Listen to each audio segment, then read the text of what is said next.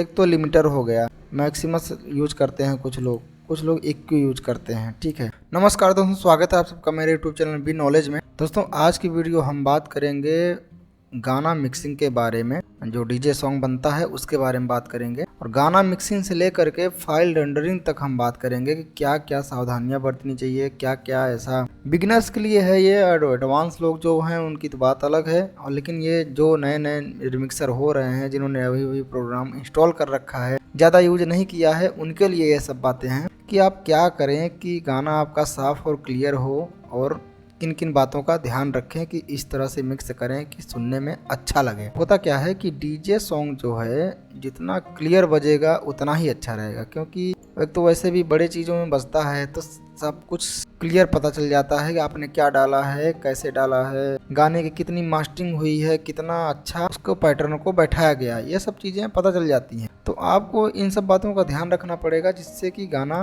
ज़्यादा बेहतर क्वालिटी का हो। चलिए बात करते हैं कि आप क्या करेंगे कि गाना एकदम बेहतर क्वालिटी का हो। सबसे पहले हम बात करेंगे MP3 की। आप गाना डाउनलोड करते हैं, कहीं से भी डाउनलोड करते हैं मिक्स करने के लिए, यूट्यूब हो, तरह तरह के वेबसाइट हैं, प्लेटफॉर्म हैं, डाउनलोड करते हैं। किस तरह डाउनलोड करना चाहिए? 320 kbps में। किसमें? 320 kbps में डाउनलोड करना चाहिए गाने को। उसका फ़ायदा क्या है दोस्तों कि गाना ज़्यादा अच्छा रहता है। बैकग्राउंड हटाने पर गाने की वॉइस जो है दबती नहीं है, और दबती भी है तो इतना पता नहीं चलता, क्योंकि गाना हाई क्वालिटी का रहता है, इसलिए पता नहीं चलता। तो गाने को जब भी आप डाउनलोड करेंगे 320 kbps का होना चाहिए जो आपका MP3 फाइल होगा, क्योंकि अदर kbps का डाउनलोड जैसे 128 आता है, 192 आता है, तीन ही तो MP3 फाइलें रेंडरिंग होती हैं मोस्टली, 128, 192 और 320। 320 बहुत अच्छा होता है दोस्तों, उसको डाउनलोड करने की कोशिश कीजिएगा, क्योंकि उस फॉर्मेट में जो गाना सेव किया जाता है बहुत अच्छी क्वालिटी का होता है। ठीक है, ये हो गया MP3 के बारे में।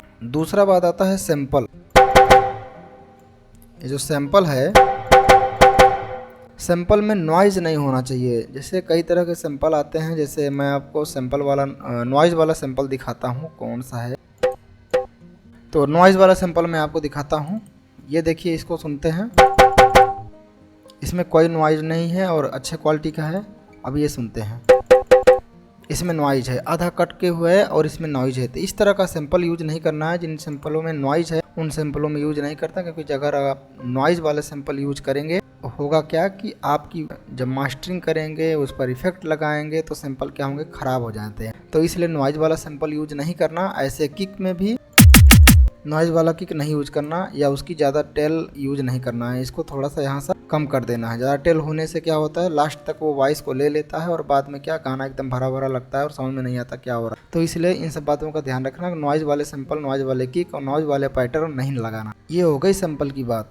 फिर आते हैं इफेक्ट के बारे में। दोस्तों इफेक्ट के मामले में कहाँ लगता है, पहले हम ये बता दें। इफेक्ट लगता है सैंपल को हार्ड करने में, सैंपल को ज़्यादा बेहतर बनाने में, अच्छी क्वालिटी बनाने के चक्कर में इफेक्ट लगाया जाता है। तो जो इस तरह के इफेक्ट लगते हैं, ज़्यादातर क्या होता है, फ्रूटी रिवर्ब लगते हैं, शेपर लगता है सैंपल को हार्ड बनाने के लिए, और इक्वलाइजर यूज किया जाता है।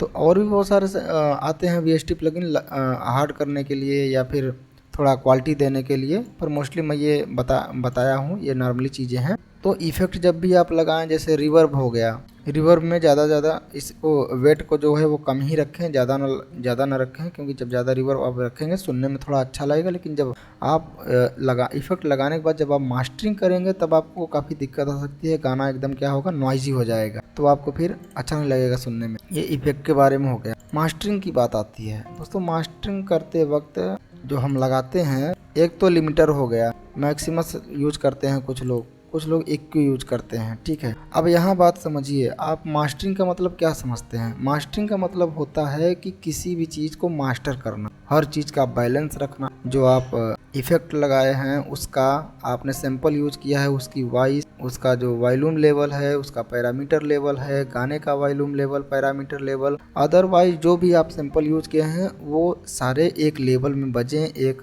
लिनियर में रहे, कि ऐसा नहीं कि एक चीज़ ज़्यादा बज रहा है एक चीज़ कम। तो ये सुनने में ज़्यादा बेहतर लगता है, इसलिए उसी को मास्टरिंग कहते हैं। कि जो भी हमने सैंपल यूज किया है वो एकदम मैचिंग होना चाहिए, किसी की भी वॉइस कम या ज़्यादा या इफेक्ट कम या ज़्यादा नहीं होना चाहिए, उसी चीज़ को मास्टरिंग करते हैं। तो मास्टरिंग में बहुत चीज़ें सिखा दी जाती है, ये प्लगइन यूज़ कर लो, उतना यूज़ कर लो, उतना यूज़ कर लो। ठीक है, बहुत ज़्यादा कई लोग तो लगाते ही जाते हैं, सोचते हैं सारा बता रखा है जो भी सर लोग यूज कर लेते हैं। ऐसा नहीं है, आप जितने में भी गाना बेहतर बन जाए उतने में ही मास्टरिंग को यूज करना है। ऐसा नहीं है कि जो भी मिले बस लगा दो। जो भी जितने में गाना एकदम परफेक्ट हो जाए उतनी ही VST प्लगइन लगानी है, वो चाहे 1 से हो जाए, 2 से हो जाए, 3 से हो जाए, 10 से हो जाए। जितने में गाना परफेक्ट बन जाए उतने में ही VST प्लगइन लगानी है। और दूसरी बात, मास्टरिंग करते वक्त हमेशा स्टूडियो मॉनिटर है तो और अच्छी बात है, क्योंकि स्टूडियो मॉनिटर में कुछ भी ऐड नहीं रहता। सॉन्ग बजते वक्त जो भी आप इफेक्ट लगाएंगे वो एकदम रियलिटी सुनाई देगा। और अगर आप साउंड यूज करते हैं तो उसमें क्या होता है कि थोड़ा सा बेस वगैरह, ट्रेवल वगैरह ऐड रहता है। तो स्टूडियो मॉनिटर लें तो ज़्यादा बेहतर है, या मास्टरिंग हेडफोन हो, लेकिन हेडफोन को आप ज़्यादा सुनेंगे तो थोड़ा सा शरीर के लिए ठीक नहीं है। इसलिए दोस्तों अगर स्टूडियो मॉनिटर हो तो अच्छी बात है। ये हो गया मास्टरिंग। फिर फाइल रेंडरिंग। अब जब आपने सब कुछ मास्टरिंग कर लिया, सब गाने को एकदम परफेक्ट बना लिया दोस्तों, उसके बाद क्या करेंगे, फाइल रेंडर में जाएंगे एक्सपोर्ट करने के लिए MP3। उसके बाद कहीं पर इसको सेव करेंगे। अब ये देखिए यहाँ जो इंटरफेस आपको मिलता है, यहाँ क्या करना है क्या नहीं करना है। यहाँ ऊपर कुछ नहीं छेड़ना है। पैटर्न है तो पैटर्न, या फुल सॉन्ग है तो फुल सॉन्ग कर दो, कोई दिक्कत नहीं है। पैटर्न अगर करोगे तो पैटर्न यूज कर रहे होगे तो पैटर्न का ही सिर्फ रेंडरिंग होगा, तभी हम फुल सॉन्ग करेंगे ताकि हमारा जो प्लेलिस्ट में जो भी हमने डाल रखा है वो सब रेंडर हो। और उसके बाद tail, leave reminder, cut reminder और रैप रिमाइंडर। तो हम लीव रिमाइंडर में रखेंगे। लीव रिमाइंडर में रखने का मतलब ये होता है कि जब गाना बजता है वो लास्ट का जो भी बजता है वो दूर तक जाता है, थोड़ा हल्के हल्के, उसको लीव रिमाइंडर में ही रहने दीजिए टेल में, तो अच्छा रहता है। ठीक है।